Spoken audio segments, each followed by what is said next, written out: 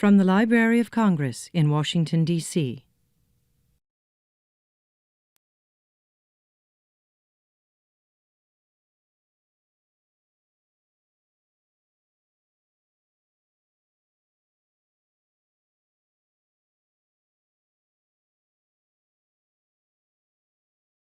Good evening.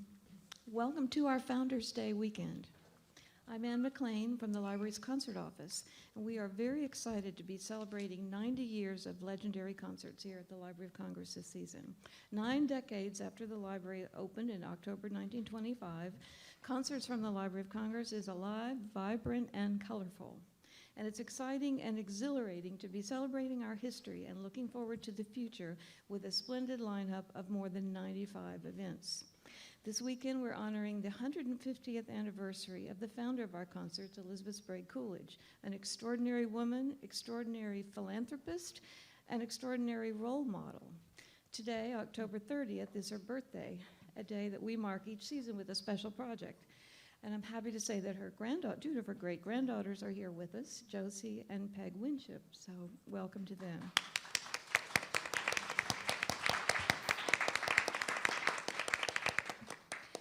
Mrs. Coolidge, as many of you know already, was a brilliant and formidable woman, pianist, composer, impresario, and a passionate advocate for chamber music.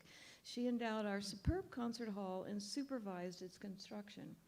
She established our concert series here through a concept that was visionary and radical for its time, a public-private partnership, a path-breaking innovation signed into law by Calvin Coolidge. And if you have our brochure, you can see a reprint, an image of that first bill.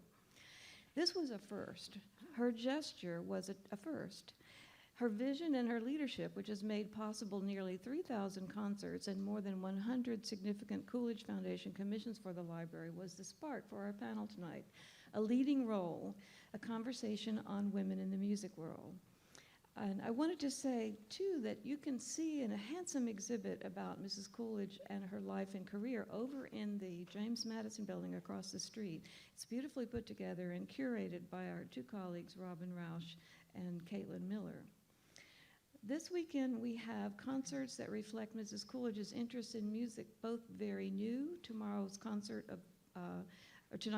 by a modern master and vocal magician, Meredith Monk, and also music that was very old. Tomorrow we have Pomerium, a vocal ensemble performing music of Renaissance masters. So I'd like to introduce our distinguished panel tonight, and I'm very grateful to these speakers.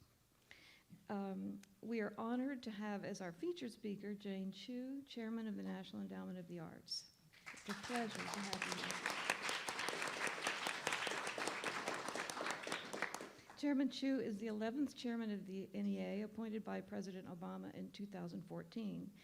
In addition to awarding nearly $220 million in grants during her tenure just to date, she's also launched a number of new programs, and including one called Creativity Connects, which we'll hear about later. She is a pianist and a former concert presenter, and this was of great interest to us when she was appointed. From 2006 to 2014, she was president and CEO of the Kaufman Center for the Performing Arts in Kansas City, Missouri, overseeing a $413 million campaign to build that center. She holds a doctorate in philanthropic studies, and a background in fundraising and development is an important part of her portfolio. We are very, very pleased to be able to work closely with the NEA, and we'll talk a little bit more about the intersection between public and private funding and developing those initiatives. Cellist and educator Astrid Schween is admired internationally as both a solo and chamber artist. Longtime member of the Lark Quartet, with whom she has performed here at the library. She's now performing with the Boston Trio, and she's a professor of cello at the University of Massachusetts. In 2016, she will join the Juilliard String Quartet, whom I know many of you are fans of, replacing cellist Joel Krosnick, and will join the faculty at the Juilliard School. Margaret Leoy. Yeah. Margaret Leoy is CEO of Chamber Music America, founded 28 years ago to develop, support, and strengthen the chamber music field. And I'm glad to say that the library has been a member since the very early days of the founding of the organization. She too has a background very impressive in performance and business skills. She has an MBA in Arts Administration and has held the post of Director of Development for the Spoleto Festival USA and the Executive Director of the Eleanor Naylor Dana Charitable Trust. And I'd like to say that CMA is a very important commissioner of new music, offering a number of commissions, and we'll talk about commissioning a little later. We would like to get started with hearing from these experts on many, many areas of the world of music and business as they intersect, and we would like to start off with Astrid Schween. Okay. Good evening. Hi. Is this live? Okay. So I put together a little narrative of what my life is like as a teacher, as a performer, as a mentor. I found this a wonderful exercise and a great way to kind of explore the impact I am and perhaps am not having on people around me. So I've prepared a little something. My perspective on women in the music world has been shaped by my activities as a performer, teacher, and mentor. In these roles, I spent much of my time focusing on aspects that are largely technical, analytical, diagnostic, and practical. As a teacher, one of my primary responsibilities is to address the needs of each student and help balance their strengths and weaknesses as developing cellists. Each student is different, and the work tends to focus on individual issues that are independent of race, gender, or even age. My perspective has also been influenced by a very diverse family life that included a rich network of friends and family members from multiple cultures and backgrounds. My parents even chose my schools to reflect a similarly mixed population. There was also never any doubt at home that I would pursue a professional career. And it's nice to see a clip like that from Marianne Alsop. I can understand that motivation. I later discovered that these values, which I took for granted, were not necessarily consistent with some of the conventions of the times, such as those I found during summer visits to my father's family in post-war Germany, or even in some suburban communities closer to home, or the attitudes of some teachers that boys, as future breadwinners, would need more focused attention than girls. My most direct mentorship experience as a young cellist was with the great cellist Jacqueline du Pré. Through a series of lucky events, I was able to work with her and made numerous trips to London over the course of 7 years, while still a student at Juilliard. My lessons with Jacqueline were unique. As someone who had lost the ability to play because of her illness, she learned to communicate the essentials by singing and making gestures with her arms. We listened to recordings, and she would explain what she had been thinking interpretively and while on stage. These musically in-depth sessions always included at least one meal, several cups of tea, and lots of stories about her life as a touring artist. Normally, you spend 1 hour with your teacher each week, or a little more with studio class time. But in this case, I was invited into the thought process and creative process in a way that was completely new. Jacqueline took the time to share with me and explain from the point of view of a performer the nuts and bolts of assembling an interpretation and rendering it practically through the instrument.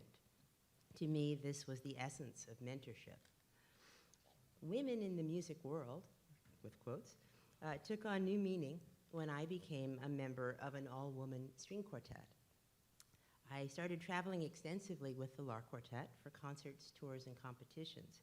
This very valuable professional experience included both mentoring students of my own during quartet residencies at various institutions around the country, as well as being mentored by some of the great chamber music artists of a generation who worked with us as we prepared for competitions. These included members of the Budapest, Amadeus, Borodin, Guarneri, Juilliard, and La Salle quartets. With Jackie, my lessons were all about how do you make this particular sound? How do you sustain this line? How do you play with more power? How do you conserve your energy? How does one imitate the human voice? With these quartet masters, it tended to be more about illustrating to the audience the architecture and form of a complete work. From these people, I learned a lot about collaboration, how to assemble a piece and convey its substance to an audience, and how to rehearse. It was also essential to my development as a coach of other chamber musicians. My time with the Lark Quartet also brought experience with commissioning composers and premiering and recording new works. The Lark was founded on a mission to expand the repertoire through funded commissions. During these years, we worked a great deal with organizations like Chamber Music America, thank you, applying for both residency and commissioning grants. We worked with other organizations such as the Minnesota Composers Forum, the National Orchestral Association, which was funded by the Judson Foundation, and the Morris and Alma Shapiro Fund, to name a few. Interestingly, all of these organizations featured women in leadership roles, and it was with each of them that we had direct communication when making our applications for funds. Over the years, the quartet commissioned numerous works from some of the most celebrated composers. These pieces were significant for our career building. Being the first ensemble to record them helped establish the quartet in the mainstream of the American chamber music scene for many years. Some of the commissions included works for string quartet plus a guest artist, which opened the way for broader collaborations. These patrons, in ways not unlike Elizabeth Sprague Coolidge, expanded the standard repertoire and helped advance the careers of some now very well-known female composers. When Lark traveled internationally, we were generally well received. Occasionally, we would be found, quote, charming and adorable, or perhaps related to as though we were a group of girls enjoying some kind of hobby or field trip, with frequently the assumption that making a family would inevitably take our interests elsewhere. Over the course of the 20-plus years since I joined the group, and since my time with Jackie Dupre, these kinds of assumptions have diminished somewhat, and I now work with a group of students that is mostly female. More recently, in my work as cello professor at UMass, Mount Holyoke, and elsewhere, I've observed some of the different ways in which leadership and mentoring can take shape. The students in the music department at UMass are by and large pre-professional musicians, focusing on cello performance and music pedagogy. When working with these students, I draw heavily on my most profound mentorship experiences as a student, such as my work with Jackie Dupre or Eugene Moy, cellist in New York, or my many other teachers and mentors. In fact, it's not uncommon in the middle of a lesson to feel as though I'm channeling the advice of one or another of my many teachers when I'm helping a student with a problem. The how-to is really in the foreground at UMass, and the pressure is on for immediate practical results that will prepare students for professional work. In addition to providing musical demonstrations, I have to provide them with a template for entering working life as a string player, whether that involves further study or starting orchestral auditions or enrolling in competitions. I have to be sure that not only can they play all the notes, but they have internalized the ethos of the professional musician and are prepared to collaborate successfully. This includes the understanding that those who take a more entrepreneurial role are more likely to succeed. In contrast, the liberal arts agenda at Mount Holyoke College presents me with cello students who are frequently majoring in other fields. My role there is to give them a deeper understanding and sense of confidence navigating a piece of music. As a women's college with a tradition of preparing women for leadership, the school values classroom experience that contributes to the basic goals of thinking independently and analytically, speaking and writing effectively, and connecting with the broader community.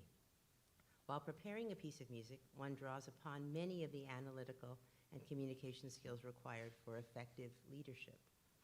In our lessons and coaching sessions, there are surprising numbers of parallels that can be drawn between musical performance and clear thinking and communication in general. In true Mount Holyoke style, orchestra members rotate leadership positions as board members, directors of marketing and fundraising committees, and more. They are thoroughly self-sustaining. Both of these institutions are actively engaged to advance women in leadership roles. For example, as recently as last year, UMass developed a program known as Priming Women for Public Leadership. And Mount Holyoke has a vast array of programs, including the upcoming Women Leading in Public Service Summit 2015. As I prepare to join the Juilliard faculty and my new colleagues in the Juilliard Quartet, I am learning more about the school and the many ways it has changed since I was a student there. To my delight, Juilliard has made a tremendous effort to offer a broad array of courses to the point of creating whole departments geared toward career building, entrepreneurship, educational outreach, mentoring, and innovation. Things have changed a lot since I was a kid. Initiatives such as Juilliard's Music Advancement Program, the Boston Symphony Orchestra's Project STEP, and the Sphinx organization in Detroit have brought a much more diverse generation of musicians into the world of music. And that world is showing signs of being more inclusive and more like the tapestry I grew up with. So it's very interesting to be here and hear what my two co-panelists will have to say about the state of women in music. But it is a very nice exploration. Thank you for inviting me. Well, you know, it's very resonant to hear your comments, especially in this room with the Stradivari instruments there that were played for so many years by the Budapest Quartet. And they were, as Robert Mann used to say, the most famous quartet known by name in the world at that time. And our friend June Schneider is here, who was married to Misha Schneider, the cellist of the Budapest Quartet. And June is a long time. She came to a concert first here in 1946. So she's here tonight. And for the Juilliard, we have presented them for 67 of the 70 years they have been in business. So the library is a place where stories and relationships and families are grown. And this, Margaret, this applies to you very much. We, as I say, we feel a part of Chamber Music America. You have been very, very hands-on at CMA in developing a number of new program initiatives to encourage a diversity of expression, and we'd love to hear about that. Well, I'll begin by saying that I never use GPS. I always use a map. Now, I'm surprised to hear applause. I thought people would probably say, what does that have to do with women in the arts? Everything. And the reason is I use a map because when I'm going on a trip, I like to know not just where I'm starting from and where I'm going, but I like to know, oh, what does the interstate cross? And maybe there are mountains over here or a lake, or maybe I'll take a detour. So I like the bigger picture. And I realized that I do the same thing in my work. I don't just think of chamber music or even the performing arts, but I look at the bigger landscape. I look at what's happening economically and socially and with technology and the political landscape. And I think that we all get a clearer picture of where we are in the larger world, where there might be opportunities, where there might be gaps that we can fill in. So thinking of this conversation in the larger context, I thought I would start out where I often start out, which is the Census Bureau. I love reading Census Bureau statistics. I know it sounds a little boring, but really you can find out so much about where you are and where you might want to go. So according to the Census Bureau, women's presence in the labor force has increased dramatically from about 30 million in 1970 to 73 million in 2010. Now, to put that into context, in 1970, there were about 80 million workers total. So of those total workers, about 38% were women. And in 2010, there were 154 million workers. So the percentage of women had risen to about 47%.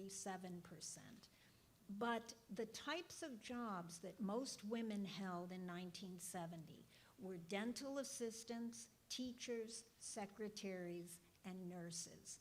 And in fact, I graduated from high school right around that time, and I was one of 3 women we had a class, I went to a women's high school, we had a class of about 200.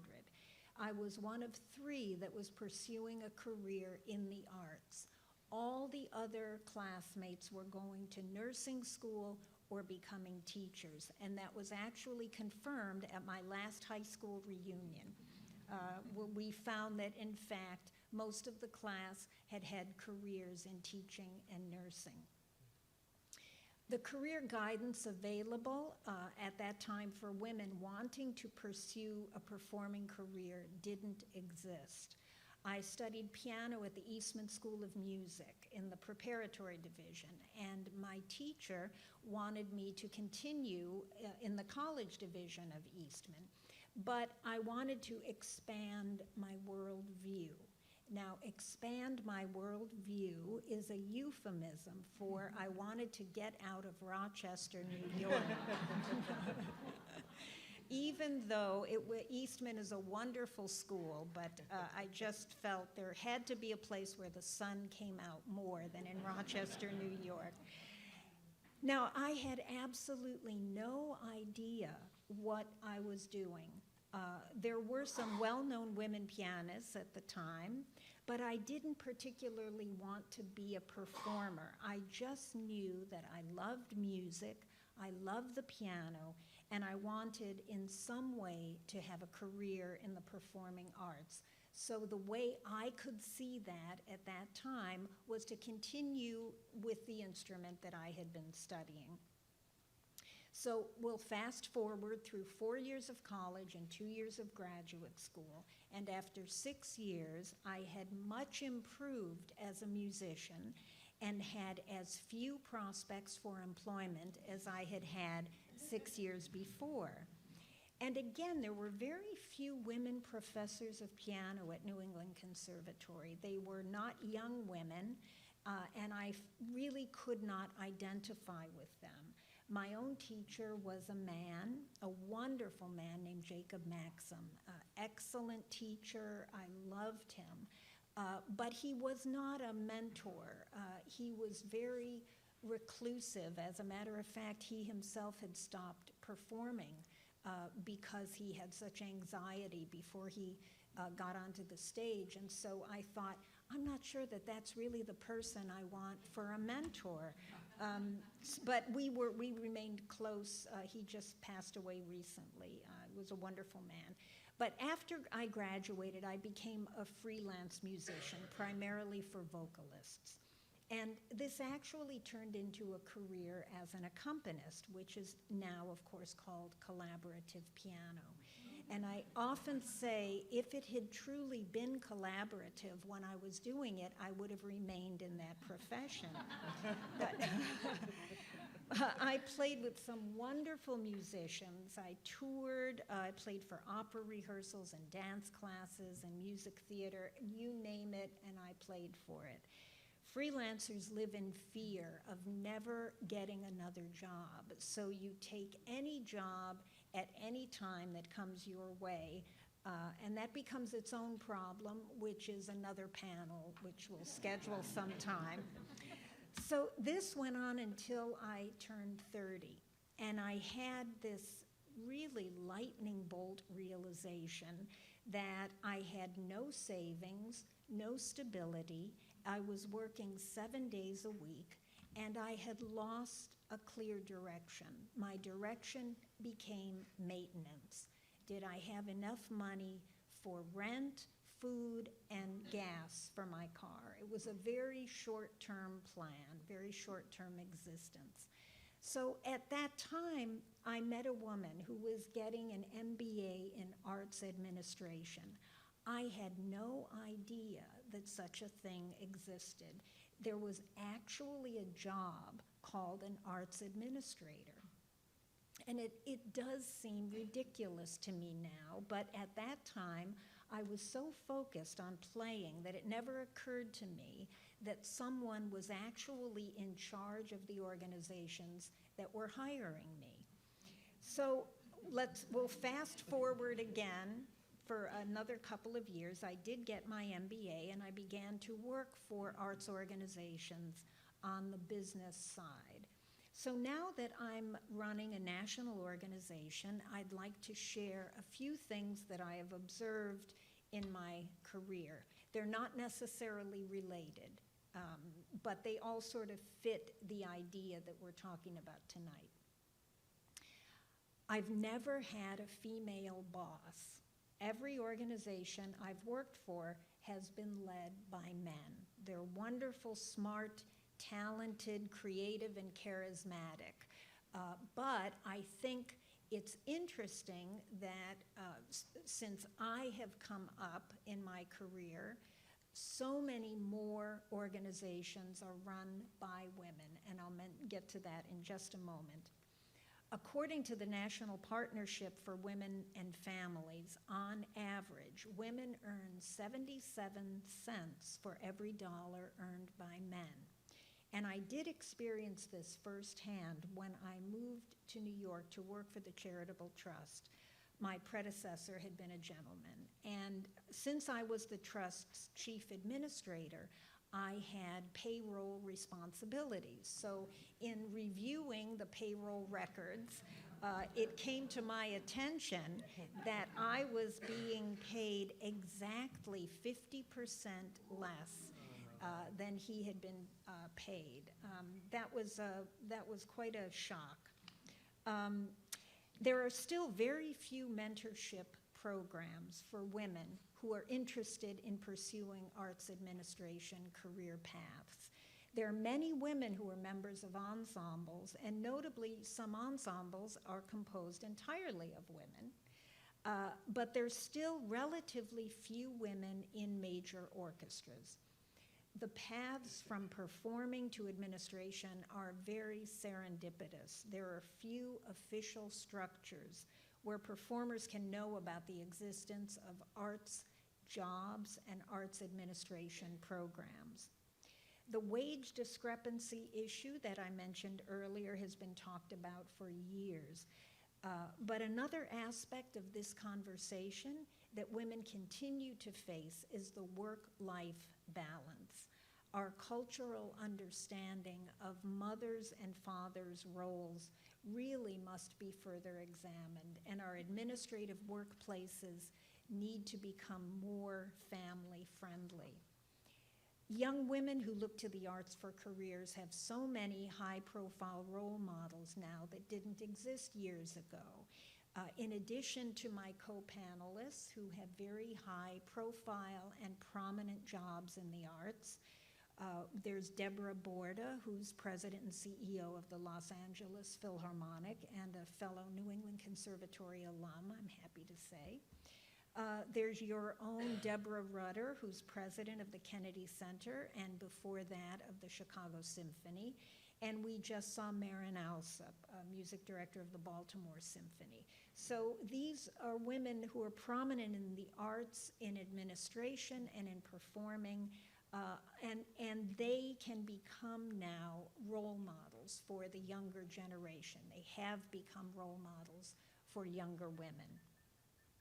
So I have a vision for the field of arts administration that I'd like to share with you for the year 2025.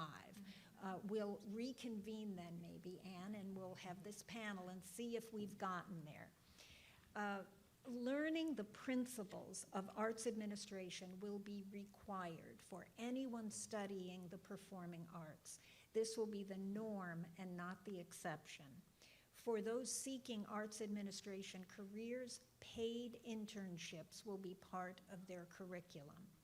Salaries in arts administration positions will not be lower than their counterparts in the for-profit arena. Artists and arts administrators will be welcomed additions to the boards of civic organizations and corporations because of the creativity and innovative thinking that they bring to the table. And there will be parity among men and women in wages, family care, and job opportunities throughout the field. I think we can do it, and I look forward to being a part of that world. Thank you.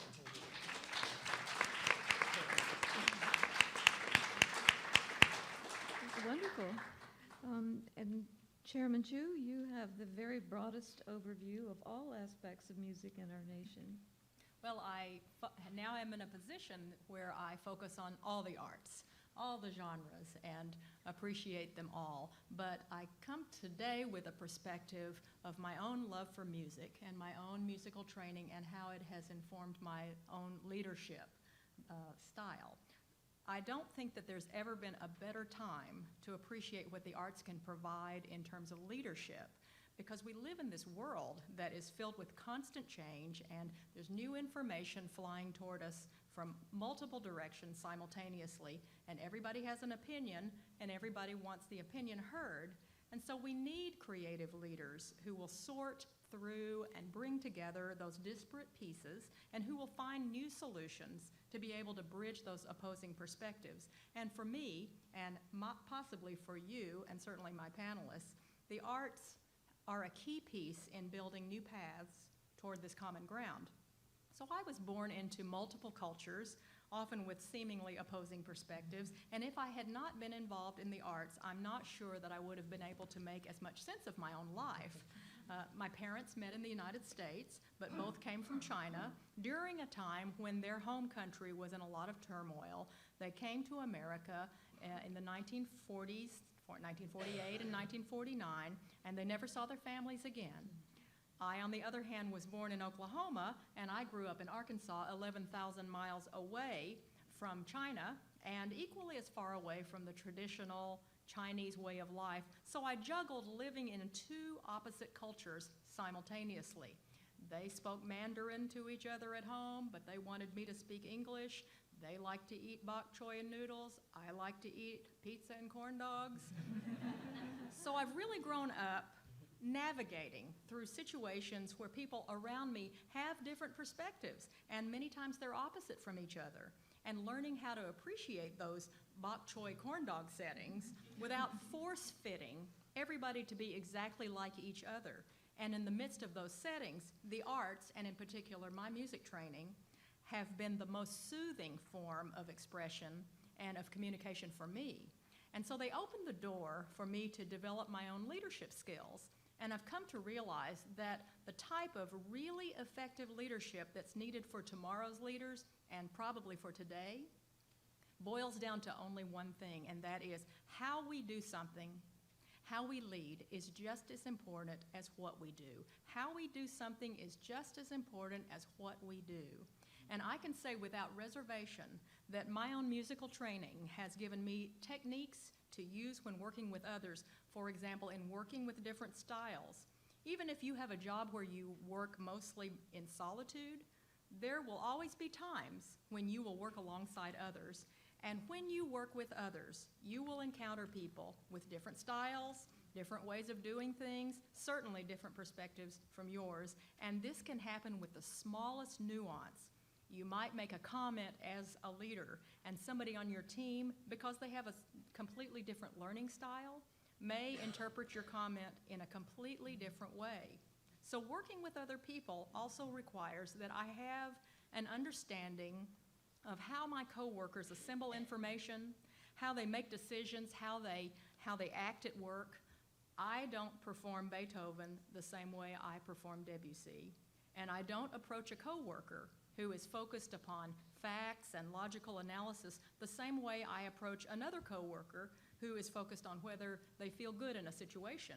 And so in one of my previous jobs, I had a board member who had almost the exact opposite style from me. And this board member turned out to be one of my greatest gifts, because I had to really prepare myself when I communicated with him. And sometimes sending him an email message took a long time for me to compose even a paragraph, because I knew that he would read the message from me from his own perspective and not mine. So I couldn't insert any shorthand words or make any leaps, because he would either jump to the wrong conclusion or he would just not get it. But he was such a good board member, and he had so much information and experience that would make the organization better, as long as I understood how to communicate with him. So thank goodness for my musical training, because if the board member was, say, a Hindemith piano sonata, and I was a Scarlatti sonata, then I made sure that I learned how to play in the style of Hindemith. And so as a result, I became a far more versatile leader with more tools in my leadership tool belt as a result of my musical training. In listening to others, in paying attention how to listen to my environment, my musical training taught me how to listen with a keen ear. So to hear the nuances of a composition, many people, perhaps most, can tell the difference between loud versus quiet. But my musical training taught me to differentiate between forte and mezzo forte, between loud and not quite as loud, but not quiet. And so to move at an andante tempo instead of allegretto. So not just moving fast or slowly, but knowing the differences in the speeds of walking. So is it time for me to race walk, or do I need to walk leisurely? This same ability to discern these subtleties lets us listen intently to others, and that keen ear training differentiates leaders who are really good listeners from leaders who pay no attention to those they're leading. And really great listening skills allow us to move our relationship from surface to deep, because your staff is no longer just following you because you're the anointed leader. They're following you because they felt heard by you. And your ability to listen to others can transform them because they have experienced your in-depth ability to hear them and discern the subtleties. In pulling people together, leadership ability is highly dependent upon being able to pull people together, and you can't really lead unless you have followers. And often the people that you're pulling together not only come from different perspectives, but they may also not share the same objectives as you. So when do you give a group of people, free rein to express themselves in a manner that's different from you? And when do you rein in everybody in the group so that together you can accomplish a single objective? Composers ask those same questions about the music they write. They look for the times in the pieces of music where a single musician might take a riff on her own, and they look for other times when all of the performers have to come back together for the sake of the composition. And my musical training has helped me understand when one voice needs to be prominent and when to bring that voice back down and let another different voice step out and make itself known. Really effective leaders know when to step forward, but they also know when to hold back so that others can lead. They know when to dance with exuberance, and they know when to be sensitive to the stillness of the music. And here's the key: neither approach is right by itself all the time. And an effective leader understands this same context. And because the arts are a form of communication, and we know that there are different ways to express ourselves, we can pay close attention to what someone is saying, even if they're using a different vocabulary set, because after all, expressing ourselves through the arts is just using a different vocabulary set. So I'm an only child, and I was the first generation to be born in the United States, and I spoke English in my school life, and my parents spoke Mandarin in my home life, and my parents were not musicians, nor were they arts aficionados. But when my father died of cancer when I was 9, those piano lessons that I had been taking dutifully turned out to be the only form of expression I could use to articulate my own grief as a child, because music gave me a broader vocabulary than just the use of linear everyday words. And my music training has helped me understand that as a leader, I can pay attention to the ways others learn. And at the heart of my musical training was creativity. So it's that same creativity that allows us to see the patterns and the connections and the possibilities when others don't see them, to acquire meaning and value, and to build something from nothing, to transcend those situations which may appear to have only one solution or possibly none. But creativity gives us that ability to see things in a different way, and it involves courage to step out and do something in a way that hasn't been done before. Many of us in the arts are here because we need to create, and we need to find ways to innovate, and to be able to use technologies to deal with change, and to take those resources that are available to us at any moment in time, whether our resources are abundant or whether they're scarce, and use whatever we have to create value and meaning. And as leaders in creative fields, we have this great opportunity to provoke and create and inspire, and we have an opportunity to be lifelong learners so that we won't be boxed in by the same old tired arguments. We have an opportunity to stand in the midst of different perspectives without shrinking back and to provide a working environment that allows people to generate new insights and solve old problems in new ways, to embolden creativity in others and pay attention to those fresh approaches and ways of thinking. So whether you have taken an oath of office, as I have, or you've started a company, or you've introduced an idea through a new approach, the arts can bring together ideas and people and perspectives, and from them generate something beyond what we could have envisioned on our own. The arts are an integral component to my own leadership, and not just because I'm working in the arts field, but because the arts have taught me that how we do something is just as important as what we do, and that's the kind of leadership that I'm aiming for. Thank you.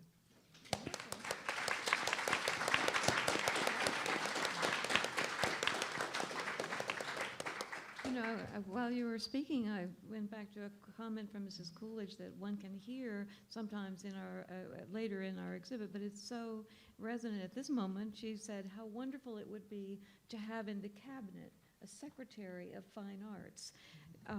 And this is a wonderful opportunity for us to congratulate you on being that secretary. I wanted to just take a quick, before we go further, I wanted to ask you a couple of quick questions, and think about this for a moment. We've talked about how you define leadership. How would you define success? That's one thing. Do you have any comments for people about how does one develop an authentic voice? Tonight we'll hear Meredith Monk, who has spent 50 years, she's celebrating 50 years as an artist, developing a very unique, authentic voice of her own. Is there any comment you would care to make on that question? How to be an authentic self in this process of becoming a leader? That's a big question, I know. And then, okay, while you're resonating on that, while you're thinking about that, your Creativity Connects initiative involves 3 different sectors: business, private giving, and corporate involvement. Can you talk a little bit about that?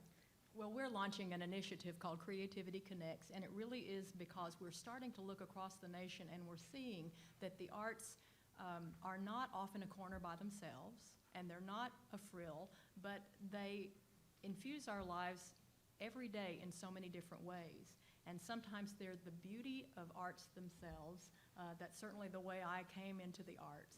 But we also see that they spike creativity in other settings, just as you had talked about, both of you had talked about before, Margaret and Astrid. And so the Creativity Connects initiative is an opportunity not only to see the new ways people are creating. I was trained, and maybe you were too, but I was trained certainly that when I wanted to either practice or create on my own, to sequester myself by myself in a room, shut the door, don't get tainted by these people, because you know what, the purity and the authenticity of my own creation. What I love about that is I don't ever want to give up my own authenticity. But what I see is that I can do that still and be in the room and learn from others at the same time. So the Creativity Connects initiative is about hooking the arts to other areas. Arts connected to business, arts connected to other sectors that want creativity, science, technology. You can think of all kinds of design, fashion, culinary. So you'll start seeing, in addition to what we currently fund, we'll add another program to spike having arts be in other sectors, because other sectors are starting to say, wait a minute, we need the mindset of an artist, because they are already helping us solve old problems in new ways. So that's what the initiative is about. Wonderful. Back to success, any thoughts on how you feel? Because it's interesting, that's one of the things that comes up a lot when you read about these questions. You know, you talked about the work-life balance, and there's a book now, Unfinished Business by Anne-Marie Slaughter, that's a brand new book that talks about this, and it talks about the culture, how we need to develop societal mechanisms for balancing caregiving for the very old and the very young, and whether there is a way that our economic structure can support that, that is a huge question. But then, faced with those challenges, what is success at a different point in a woman artist's life, a woman administrator's life? That's an important question. Are there any other thoughts on the concept of vision? Because back to Mrs. Coolidge, she's the inspiration for this. Have you had any thoughts about when you knew you were on the right track? I'm still waiting to find out. It's interesting thinking about vision and success. I think an important thing, certainly an important thing that we talk to our musician members about is, two things. One is, certainly when I was performing as a pianist, there was a very clear hierarchical structure. So, you would play for ballet classes, and then that was sort of the low rung for pianists. And then you would maybe play for education programs in schools. Then you might get a gig with a singer, and you could have a few weeks of a tour. And I'm sure it was the same for string players. You would start doing things to get credentials, but your goal was to go up the ladder and eventually play, at Carnegie Hall or at the Kennedy Center. And now success is not looked at so much as a vertical line, but much more as a horizontal continuum, so that people who play engagements in schools, education is so important, and reaching young people is so important.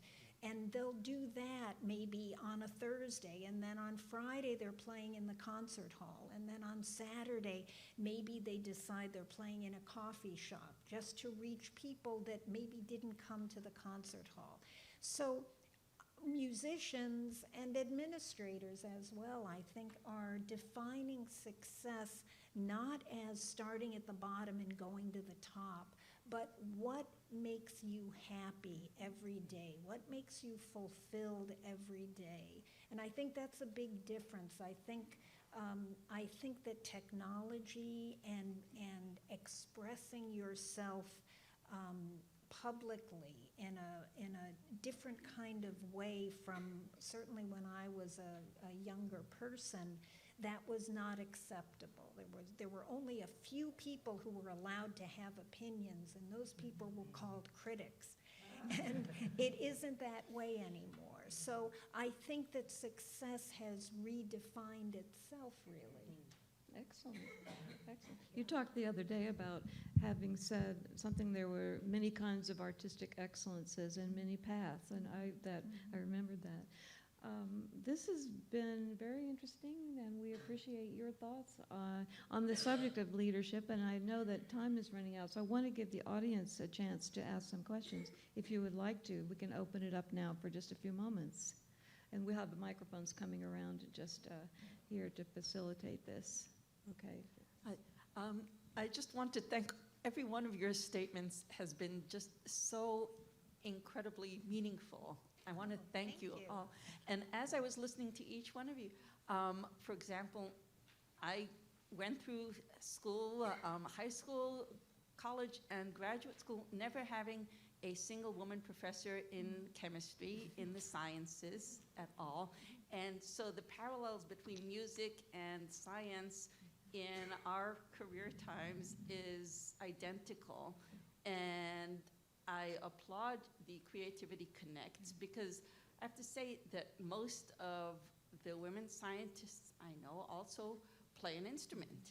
And that's almost, an absolutely necessary therapeutic counterbalance to that solitary scientific endeavor. And so I wanted to ask, though, for example, Media Lab at MIT, which I happen to know very well, has, the media is writ large. And so the arts and the sciences have intertwined over the years, not necessarily with women involved, but I guess I'm interested in your perspective on the historical connection and how that feeds into some of the connectivities and perhaps if you have some experience through your own musical education. You mentioned at Mount Holyoke, you're obviously dealing with cellists who are majoring in non-music. If you have any comments on that as well. Yeah, sure. Well, that's one of the reasons I enjoy my position at Mount Holyoke so much. It's just a little short for me. There we go. I do, as I said, work with so many young women who are, likely future chairpersons of major corporations, or possibly even future presidents. They're so bright and so ambitious and so creative. And when they take the time to come for a weekly cello lesson or a chamber music session, I find it's a great opportunity for us to connect on this, especially in the level of communication, and how does one find a voice and amplify that through the texture of the group. Specifically, you talked about media and how that intersects with music. I think, I was listing several classes that Juilliard has offered, and I have to say, as somebody who's stepping in, I grew up at that school. I was there from age 7 to 20. So I do feel like there's a little bit of my blood on the walls. And I'm just so impressed now, coming back as a professor, to see the innovations that have been made by President Polisi, and that he's addressing this very issue, that it's not enough to be creative within your own Scarlatti or Hindemith sonata, but you have to create a world in which you can share this music. And I think it's no accident that classical music became so kind of single-minded for a while and was not successful at being all-inclusive. So in a way, to have our young people now who are students use the media. They're using social media, they're doing all sorts of things to connect with young people and introduce them to classical music. I think it's fantastic. Exposure is everything. It's the reason I play the cello, and I imagine my colleagues here had some similar experiences. Hi. Very much appreciate all that you all are doing. Thank you very much for all your dedication and commitment, because I know it must have been mammoth over all these years. And I just would like to give a little shout out to the composers. Yeah.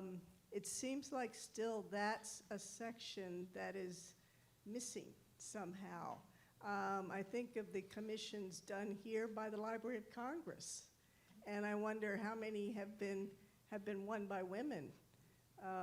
When they were talking about their panel several months ago and picking people, I said, do you do an anonymous, or do you do it some other way? And they said, no, we know who we're seeing. And I just wonder if some blind competitions might be better to give women a chance that perhaps unconsciously the men may not be as accepting of. But also, in general, I can't think of a single woman composer of note, except in the popular field. Meredith Monk, Carol, what's her name? Carol King. What's that? Carol Sager. Just in the popular field. I can't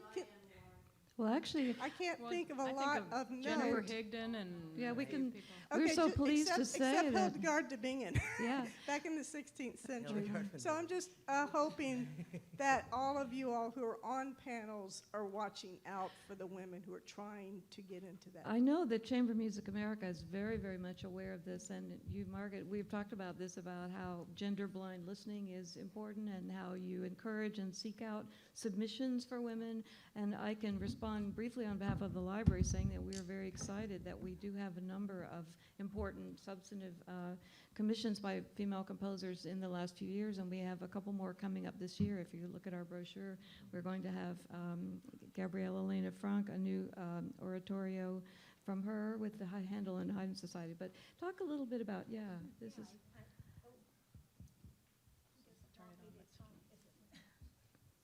Or we can swap microphones for a second. There you go. Go ahead. Thank you. Yes, actually, Caroline Shaw just won the Pulitzer Prize last year for music. I think it was last year. And we have many, actually Chamber Music America has commissioned many women composers, but you are absolutely right. They are not as prominently programmed as male composers on chamber music programs. I can only speak for chamber music. But we do an awful lot of outreach.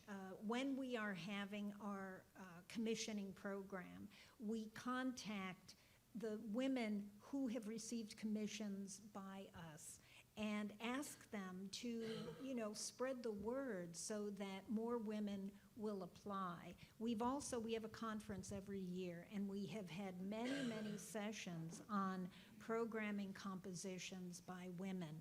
It's an issue in the classical music field. It is even a bigger issue in the jazz field. There are so few women jazz musicians and women jazz band leaders, and I think that this is just part of the field that has to be brought up to the same level as the performing parts of the field. And to do it, I think we have to be very intentional. There have to be some very intentional steps taken so that women have the opportunities to compose and to be programmed. So thank you for bringing that up. I wanted to mention an article that you might find interesting. Unfortunately, I think we're almost out of time, but The Guardian actually has a lot of coverage of these kinds of issues, the British newspaper. And there was an article very recently how the male domination of classical music may finally be coming to an end, which is interesting. But the article is quite interesting. Jessica Duchin is the woman who wrote the article. But what resonated in the back of my mind about this was she talks about the BBC recently, Radio 3, did long series of radio programs about women composers.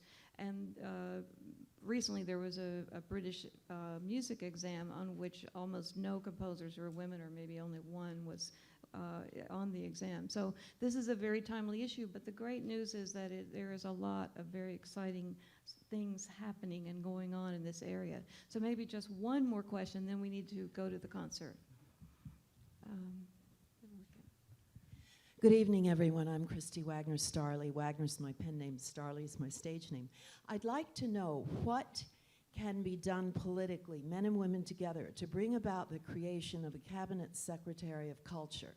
Hungary, since time immemorial, has had a minister of culture.